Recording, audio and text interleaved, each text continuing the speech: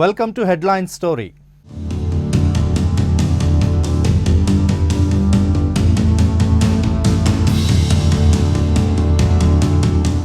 ప్రపంచ ఆర్థిక వ్యవస్థను అతలాకుతలం చేస్తూ కోట్లాది మందిని కటిక పేదరికంలోకి నెట్టేస్తోంది కరోనా మహమ్మారి.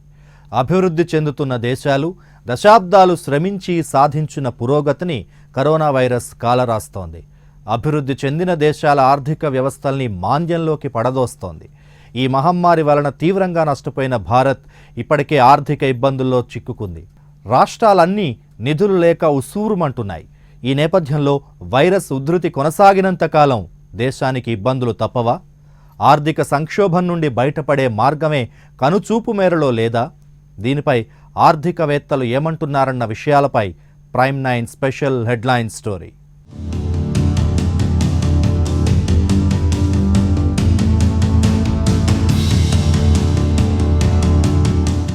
కరోనా భూతం కంటే అది సృష్టిస్తోన్న ఆర్థిక సంక్షోభం మరింత భయానకంగా కనిపిస్తోంది.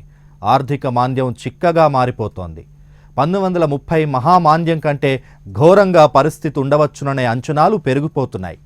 సైంటిస్టుల కృషి ఫలించి వ్యాక్సిన్ వస్తే ఈ ఏడాది అంతానికి కరోనా భూతం అంతమైనా 2021లో ప్రపంచ ఆర్థిక వ్యవస్థ ఎంతవరకు కోలుకుంటుందన్నది పెద్ద ప్రశ్నగానే మారుతోంది. ఇక భారత ఆర్థిక వ్యవస్థపై రీసెంట్గా ఆర్బీఐ గవర్నర్ శక్తికాంత్ దాస్ ఆసక్తికర వ్యాఖ్యలు చేశారు. కోవిడ్తో ఉద్యోగాలు, ఉత్పత్తి, సంక్షేమం వంటి అంశాల్లో ప్రపంచవ్యాప్తంగా ఊహించని ప్రతికూల పరిణామాలు ఎదురవుతున్నాయని వ్యాఖ్యానించారు. ఎన్నెన్నో సంక్షోభాలను తట్టుకుని నిలిచిన భారత ఆర్థిక ద్రవ్య వ్యవస్థలకు ఇది అత్యంత విషమ పరీక్ష అన్నారాయన. గత శనివారం ఎస్బీఐ బ్యాంకింగ్ అండ్ ఎకనామిక్ కాన్క్లేవ్లో దాస్ మాట్లాడారు. దేశ ద్రవ్య వ్యవస్థను చక్కదిద్దడానికి ఆర్బీఐ ఇప్పటికే పలు చర్యలు తీసుకుందని, ప్రభుత్వం తీసుకున్న విధానపరమైన చర్యలు ఫలితాలిస్తున్నాయన్నారు. లాక్డౌన్లోనూ తదనంతరం కూడా ఆర్థిక వృద్ధి క్షీణించిందని, ఫలితంగా బ్యాంకుల ఎన్పీఏలు పెరిగాయని చెప్పారు. బ్యాంకుల మూలధనం క్షీణించిందని, ఈ పరిస్థితుల్లో ప్రభుత్వ రంగ బ్యాంకులు, ప్రైవేటు బ్యాంకులకు రీక్యాపిటలైజేషన్ పథకం అమలు చేయాల్సిందన్నారు. అన్లాక్ ప్రక్రియతో ఆర్థిక వ్యవస్థ తిరిగి సాధారణ స్థితికి చేరుతున్న సూచనలు కనిపిస్తున్నాయని శక్తికాంత దాస్ ఆశాభావం వ్యక్తం చేశారు. సప్లై చైన్ పునరుద్ధరణ ఎప్పుడు జరుగుతుంది? డిమాండ్ పరిస్థితులు సాధారణ స్థితికి చేరుకునేదెప్పుడు? ఆర్థికాభివృద్ధిపై కరోనా ప్రభావం ఎలా ఉండనుంది? ఇలాంటి అంశాలపై ఇంకా స్పష్టత లేదన్నారు. ఆర్థిక స్థిరత్వాన్ని పరిరక్షిస్తూ బ్యాంకింగ్ వ్యవస్థ ఎలాంటి ఒడిదుడుకులకు లోను కాకుండా చూస్తూ ఆర్థిక కార్యకలాపాలు కొనసాగేందుకు ఆర్బీఐ కృషి చేస్తోందన్నారు. ఫైనాన్షియల్ రంగం మాత్రం ఆంక్షల సడలింపుల కోసం ఎదురు చూడకుండానే తిరిగి మామూలు స్థితికి రావాల్సిన అవసరం ఉందని చెప్పారు. ఇబ్బందుల్లో ఉన్న ఆర్థిక సంస్థలతో వ్యవహరించడానికి చట్టబద్ధత కలిగిన రిజల్యూషన్ కార్పొరేషన్ అవసరమని శక్తికాంత దాస్ చెప్పారు. ఈ కార్పొరేషన్ ఏర్పాటుతో ఆయా సంస్థల్ని ముందుగానే గుర్తించి హెచ్చరించడానికి, వీలైతే పునరుద్ధరించడానికి వీలుంటుందన్నారు.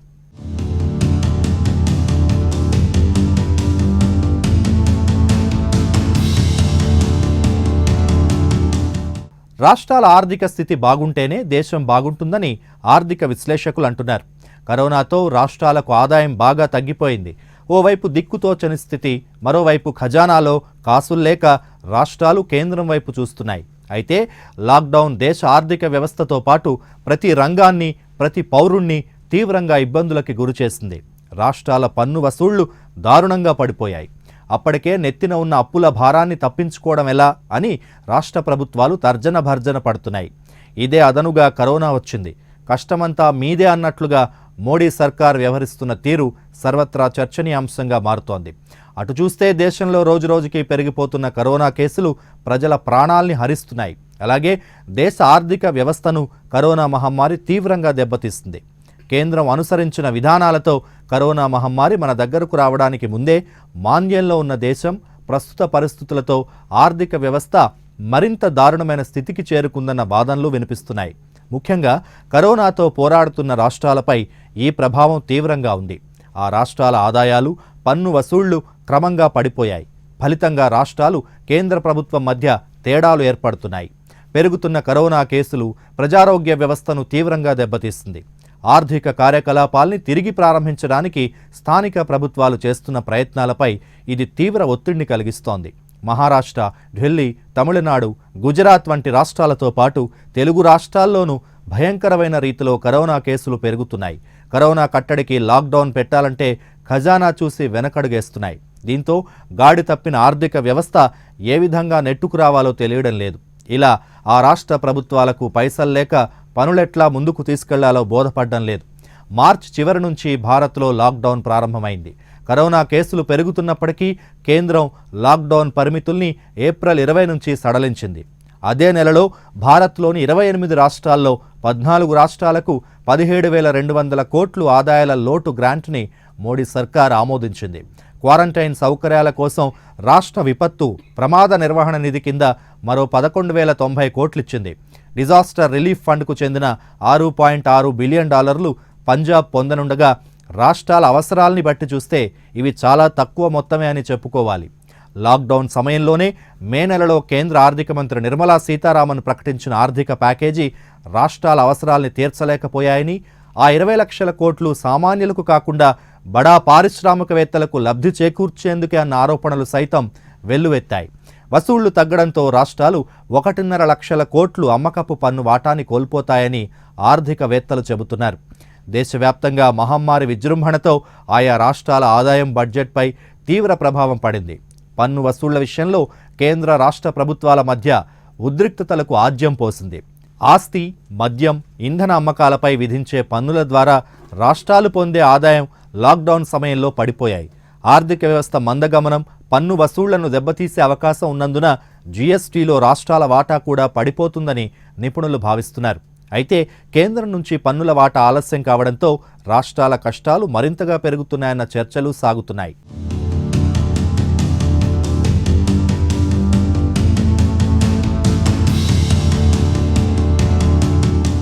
కరోనా మహమ్మారి సృష్టిస్తున్న బీభత్సం అంతా ఇంతా కాదు.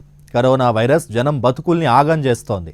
నిండు ప్రాణాల్ని బలి తీసుకోవడమే కాకుండా ఆత్మహత్యల రూపంలోనూ జీవితాల్ని తుడిచిపెట్టేస్తోంది. కరోనాను కట్టడి చేయడానికని పెట్టిన లాక్డౌన్ జనాన్ని ఇబ్బందుల పాలు చేసింది. సడలింపులిచ్చినా ఆర్థిక స్థితి, వ్యాపార కార్యకలాపాలు ఇంకా కుదుటపడలేదు. దేశంలో చేయడానికి పనిలేక కొందరు, పని చేసినా గిట్టుబాటు కాక మరికొందరు బతుకు భారమై ఆత్మహత్యలకు పాల్పడుతున్నారు. కరోనాతో లక్షల ఉద్యోగాలు ఊడిపోయాయి.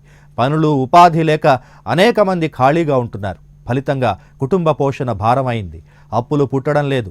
ఉన్న అప్పులకు వడ్డీలు పెరిగిపోతున్నాయి. దీంతో ఒత్తిడి, డిప్రెషన్కు గురై ఆత్మహత్యలు చేసుకుంటున్నారు. కరోనా నేపథ్యంలో మార్చి 22 నుంచి లాక్డౌన్ ప్రారంభమైంది. దేశం మొత్తం స్తంభించిపోయింది. ప్రభుత్వ, ప్రైవేట్ అనే తేడా లేకుండా అన్ని డిపార్ట్మెంట్స్ ఆగిపోయాయి.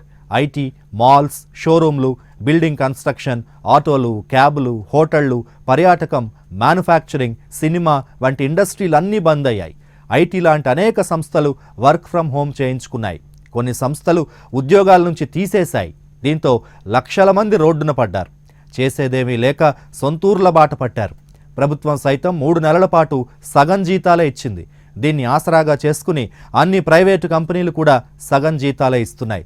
కొన్ని కంపెనీలైతే అసలు జీతాలే ఇవ్వడం లేదు. ప్రభుత్వం సడలింపులు ఇచ్చినప్పటికీ పూర్తి స్థాయిలో వ్యాపార కార్యకలాపాలు కుదుట పడక చాలామంది ఆర్థిక ఇబ్బందులు ఎదుర్కొంటున్నారు. కరోనా వైరస్ ఒకరి నుంచి ఇంకొకరికి అంటుకున్నట్లు ఆర్థిక మాంద్యం కూడా అంటువ్యాధే. రోడ్డు మీద చికెన్ పకోడీ అమ్మే వ్యక్తి దగ్గర నుంచి రెస్టారెంట్లో చికెన్ బిర్యానీ అమ్మేవారి వరకు అందరూ బాధితులే. వ్యాపారాలు లేకపోతే జీఎస్టీ ఆదాయం రాదు. డబ్బులు లేకపోతే ప్రభుత్వాలు సరిగ్గా నడవు. అంతంత మాత్రం ఉన్న భారత ఆర్థిక వ్యవస్థని కరోనా కోలుకోలేని దెబ్బ కొట్టిందని నిపుణులు అభిప్రాయపడుతున్నారు. ముఖ్యంగా కరోనా ప్రభావం వల్ల ఐటీ రంగం తీవ్రంగా దెబ్బతింటుందని చెప్తున్నారు. కరోనా ఎఫెక్ట్తో రాబోయే కాలంలో కేవలం మన దేశంలోని ఐటీ రంగంలోనే 2 లక్షల మంది ఉద్యోగాలు కోల్పోబోతున్నారని చెప్తున్నారు. ఇప్పటికే కరోనా కాటుకి ఐటీ రంగంలో దాదాపు 30,000 మంది ఉద్యోగాలు కోల్పోయి ఉంటారని, వారికి అదనంగా మరో 50,000 మంది వేతనం లేని సెలవుల్లో ఉన్నారని అంచనా వేస్తున్నారు. ఐటీ కంపెనీలు త్వరలోనే మరికొంతమంది ఉద్యోగుల ఉద్వాసనకు రంగం సిద్ధం చేసుకుంటున్నాయని చెప్తున్నారు. చిన్న, మధ్యస్థాయి బీపీఓ కంపెనీలపై కరోనా ప్రభావం తీవ్ర స్థాయిలో ఉందని ఆర్థికవేత్తలు అంచనా వేస్తున్నారు. భారత్లోని ఐటీ, బీపీఓ కంపెనీల్లో 43.6 లక్షల మంది పనిచేస్తున్నారని, అందులో 0.7% ఉద్యోగాలకు కోత పడిందని చెప్తున్నారు. కొత్త ప్రాజెక్టులు రావట్లేదని, ఆదాయం తగ్గి మార్జిన్లపై ఒత్తిడి పెరిగిందని అంటున్నారు. కంపెనీపై భారం పడడంతో ఖర్చులు తగ్గించుకునే క్రమంలో ఉద్యోగుల తొలగింపునకి సిద్ధపడుతున్నాయని చెప్తున్నారు. జూలై సెప్టెంబర్ క్వార్టర్లో ఈ ఉద్వాసనలు ఊపందుకోవచ్చన్న చర్చ ఐటీ వర్గాల్లో సాగుతోంది. కొన్ని కంపెనీలు బెంచ్పై ఉన్న ఉద్యోగులు పనితీరు బాగాలేని ఉద్యోగుల్ని సెలవుపై ఇంటికి పంపుతున్నాయట. ఐటీ ఉద్యోగుల వేతనాల్లోనూ కోతలు పెడుతున్నాయట. రాబోయే కాలంలో ఐటీ రంగం గడ్డు పరిస్థితులను ఎదుర్కొనుందని ఆర్థిక నిపుణులు అంచనా వేస్తున్నారు. మొత్తంగా ఈ మహమ్మారి ప్రభావం మునుముందు దేశ ఆర్థిక రంగంపై ఏ స్థాయిలో ఉంటుందో అన్నది ఆందోళన రేపుతోంది.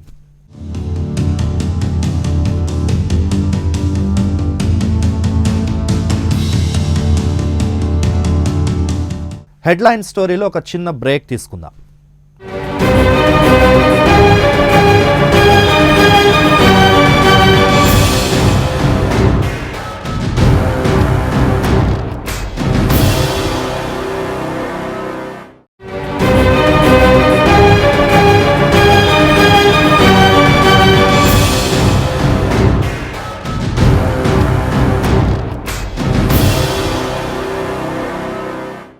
Welcome back to headline story.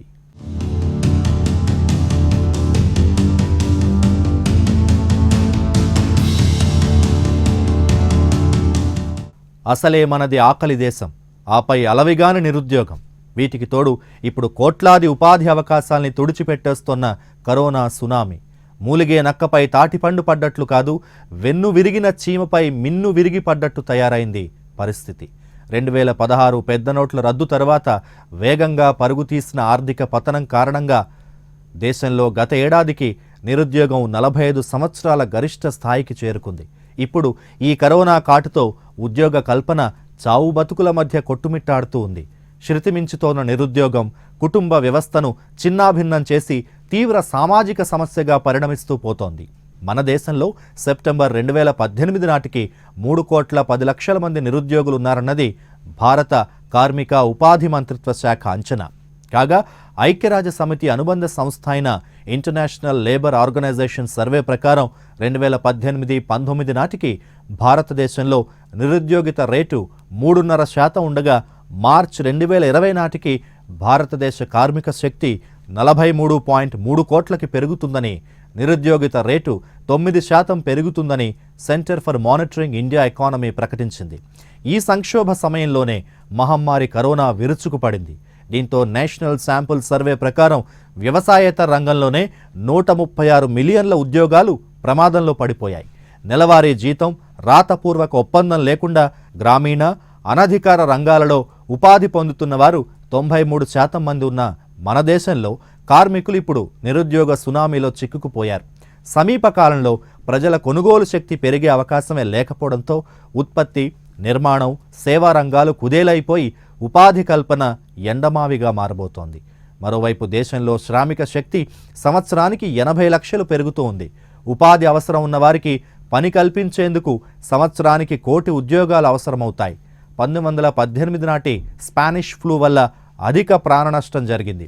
నేటి కరోనా మహమ్మారి కారణంగా ప్రాణనష్టం కన్నా ఆర్థిక నష్టం అంచనాలకు అందనంతగా జరుగుతుందని, తద్వారా ఉద్యోగ ఉపాధులు కోల్పోయిన ప్రజలు ఆకలి కారణంగా అసూలు బాసే ప్రమాదం ఉందని ఆర్థిక నిపుణులు హెచ్చరిస్తున్నారు. ఇప్పటివరకు ఉన్న ఉద్యోగ ఉపాధి అవకాశాల్ని కరోనా సంక్షోభం ముగిసిన అనంతరం కూడా తిరిగి కాపాడుకోవడం, రోజుకు వేలల్లో తయారవుతున్న శ్రామిక శక్తికి ఉద్యోగ ఉపాధి అవకాశాలు కల్పించడం, ఇవి ఇప్పుడు మన దేశం ముందున్న పెను సవాళ్లు. ఈ సవాళ్లను ఎదుర్కొని ప్రజలను ఆకలి దప్పుల నుంచి, ప్రాణగండ నుంచి కాపాడడం కేవలం పాలకులకు, అందున కేంద్రానికి మాత్రమే సాధ్యం. అయితే కేంద్రంలోని కాషాయ పాలకులకు ఆ ధ్యాసే లేకుండా పోయిందంటూ విపక్షాలు ఆరోపిస్తున్నాయి.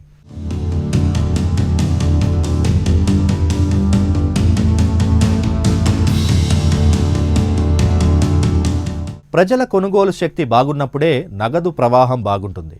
అయితే కరోనా తీవ్రత తగ్గిన కొద్ది నెలల్లో అంతా సర్దుకుంటుందని అంచనా వేస్తున్నారు. అయితే గత ఆర్థిక మాంద్యాలతో పోలిస్తే కరోనా వల్ల రాబోతున్న ఆర్థిక మాంద్యం తీవ్రత చాలా ఎక్కువగా ఉంటుందని, కరోనా ఆర్థిక మాంద్యం ఎన్ని సంవత్సరాల పాటు ఉంటుందో అంచనా వేయడం కూడా కష్టమని ఆర్థిక నిపుణులు హెచ్చరిస్తున్నారు. ఆర్థిక వ్యవస్థలోని లోపాలు, తదితర కారణాల వల్ల దాదాపు 11 సంవత్సరాల క్రితం ఆర్థిక మాంద్యం వచ్చిందని, కాబట్టే 2 ఏళ్లలోనే ఆ మాంద్యం మొత్తం కనుమరుగైందని చెప్తున్నారు. అయితే కరోనా వల్ల రాబోయే మాంద్యం పర్యవసానాలు వేరని వార్నింగ్ ఇస్తున్నారు. కరోనా వల్ల హెల్త్ ఎమర్జెన్సీ వచ్చిందని, మనిషిని మనిషి తాకితే వ్యాధి తిరగబెట్టే ప్రమాదం ఉందన్న నేపథ్యంలో వ్యాపారాలు అంత సులువుగా గాడిన పడవని చెప్తున్నారు. వైరస్ భయం వల్ల భారీ జనసంచారం, జనం గుమిగూడే పనులు జరగవని అంటున్నారు. ఇక కొంతకాలం వరకు విదేశాలకు వెళ్లేందుకు పెద్దగా ఎవరూ మొగ్గు చూపరని, విమానయాన కంపెనీలు, టూరిజం ఆధారిత దేశాలు నష్టపోతాయని చెప్తున్నారు. ఇప్పటికే ప్రపంచ స్టాక్ మార్కెట్లు పతనాన్ని శాసించిన కరోనా మున్ముందు కొనసాగిస్తుందని అంచనా వేస్తున్నారు. పెట్టుబడిదారులు అత్యధికంగా అమ్మకాల వైపే మొగ్గు చూపుతారని, దీంతో ఆర్థిక సంక్షోభం మరింత ఎక్కువవుతుందని వార్నింగ్ ఇస్తున్నారు. ప్రతిసారి ఆర్థిక సంక్షోభం ఎంతకాలం ఉంటుందో నిపుణులకు అంచనా ఉండేది. కానీ కరోనా వల్ల వచ్చే మాంద్యం మాత్రం కొమ్ములు తిరిగిన ఆర్థికవేత్తల అంచనాలకు సైతం అందకపోవడం ఆందోళన కలిగిస్తోంది. ఇక దేశ ఆర్థిక వ్యవస్థ ఎప్పుడు కోలుకుంటుందన్న విషయంపై ఏకాభిప్రాయాలు లేవు. లాక్డౌన్ కారణంగా ప్రపంచంతో పాటు దేశ ఆర్థిక వ్యవస్థ కూడా స్తంభించిన విషయం తెలిసిందే. ఇప్పుడు కూడా లాక్డౌన్ అమలవుతున్న కంటైన్మెంట్ జోన్లకే పరిమితం చేయడంతో పాటు అనేక రకాల మినహాయింపులు ఇచ్చారు. దాదాపుగా అన్ని రకాల కార్యకలాపాలు తిరిగి ప్రారంభమైనప్పటికీ ఆశించిన మేరకు వ్యాపార, వాణిజ్య కార్యకలాపాలు సాగడం లేదు. ఇప్పటికిప్పుడు వెంటనే రికవరీ సాధ్యం కాకపోయినా పెరుగుతున్న డిమాండ్ను పరిశీలిస్తే ఇతర దేశాలతో పోల్చితే మన దేశంలో ఆర్థిక వ్యవస్థ త్వరలోనే తిరిగి సర్దుబాటు అవుతుందన్న అంచనాలు మాత్రం వినిపిస్తున్నాయి. లాక్డౌన్కి ముందు కాలంతో పోల్చితే డిమాండ్ పరంగా ప్రస్తుతం చాలానే అంతరం కనిపిస్తోంది. అయితే సప్లై పరంగా పురోగతి కనిపించడం ప్రోత్సాహకరంగా ఉంటుందన్న అంచనాలు ఉన్నాయి. కానీ డిమాండ్ మాత్రం అంతగా పెరగకపోవడం కొంత ఆందోళన కలిగించే విషయంగానే చెప్పాలి. ప్రముఖ ఆటోమొబైల్ కంపెనీలన్నీ దాదాపు ఉత్పత్తి, సరఫరాల్ని పెంచుతున్నాయి. సప్లై పెరిగినా డిమాండ్ పరంగా ఊపందుకుంటే మాత్రమే రికవరీ వైపు అడుగులు పడినట్లుగా చెప్పాలని ఎకనమిస్టులు చెప్తున్నారు. ప్రస్తుత పరిస్థితుల్లో ఆర్థిక రంగం రికవరీ అయ్యేందుకు మరింత కాలం పడుతుందని, ప్రజల నుంచి వైరస్ భయాలు పూర్తిగా తొలగడం, ఆదాయాలు తిరిగి సాధారణ స్థితికి రావడం, వలస కార్మికులు మళ్లీ విధులకు హాజరవడం సాధారణ స్థితికి వచ్చాకే ఎకానమీ గాడిలో పడుతుందని ఆర్థికవేత్తలు చెప్తున్నారు.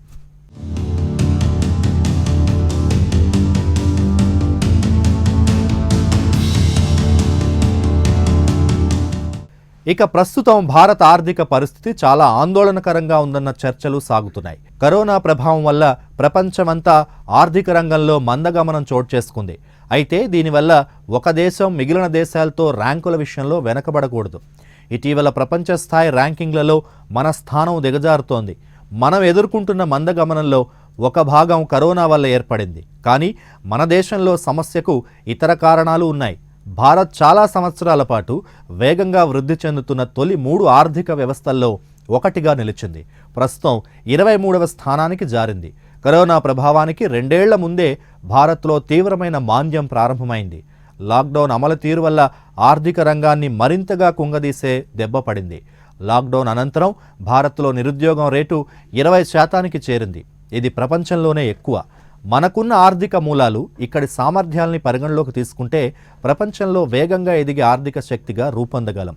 ప్రస్తుత పరిస్థితుల్ని బట్టి చూస్తే ఈసారి భారతదేశ వృద్ధి రేటు స్వతంత్రం తర్వాత ఎన్నడూ లేనంత తక్కువగా నమోదయ్యే అవకాశం కనిపిస్తోంది. ఇప్పటి వరకు 1979లో వచ్చిన -5.2% వృద్ధి రేటే కనిష్టం. ఈసారి అంతకంటే తక్కువ నమోదయ్యేలా ఉంది. భారత్లో అమలు చేసిన లాక్డౌన్ ప్రపంచంలోనే తీవ్రమైంది. లాక్డౌన్ను ప్రకటించినప్పుడు అంతా సవ్యంగానే కనిపించింది. దానిని అమలు చేసే క్రమంలో చేపట్టాల్సిన సహాయక చర్యలపై ప్రభుత్వం సమగ్ర ప్రణాళికతో సిద్ధంగానే ఉందనుకున్నా పని కోల్పోయే కార్మికుల్ని ఎలా ఆదుకోవాలి, సరఫరా వ్యవస్థలకు అంతరాయం కలగకుండా ఏం చేయాలి, ఇలాంటివి ముందుగానే ఆలోచించాలి. ఆసుపత్రుల నిర్మాణం, వ్యాధి నిర్ధారణ పరీక్షల ఏర్పాట్లు అత్యంత వేగంగా జరగాలి. అలాంటివి చేయకపోతే లాక్డౌన్ వల్ల ఫలితాలు తగ్గిపోతాయి. భారత్లో అదే జరిగింది. కార్మికులకు పని లేకుండా పోయి గుంపులుగా చేరారు. అలా గుంపులుగానే ఇళ్లకు తిరుగుముఖం పట్టడంతో వైరస్ కూడా ప్రబలింది. ఆసియా, ఆఫ్రికాల్లో ఎక్కడా ఇక్కడున్నంత తీవ్రంగా వైరస్ ప్రభావం లేదు. ఇక ప్రస్తుత పరిస్థితుల్లో వ్యాధి తీవ్రత తగ్గకుండా వ్యాపార కార్యకలాపాలు చురుగ్గా సాగే అవకాశాలు దాదాపు శూన్యమనే చెప్పుకోవాలి. వ్యాపార, వాణిజ్య కార్యకలాపాలు సరిగా సాగకుండా ఉద్యోగ, ఉపాధి అవకాశాలు కూడా అంతంత మాత్రంగానే ఉంటాయి. ఆర్థిక సంక్షోభం నుండి గట్టెక్కాలంటే ముందు వైరస్ వ్యాప్తి అదుపులో ఉంటేనే అది పూర్తి స్థాయిలో సాధ్యపడుతుందన్న వాదనలు వినిపిస్తున్నాయి.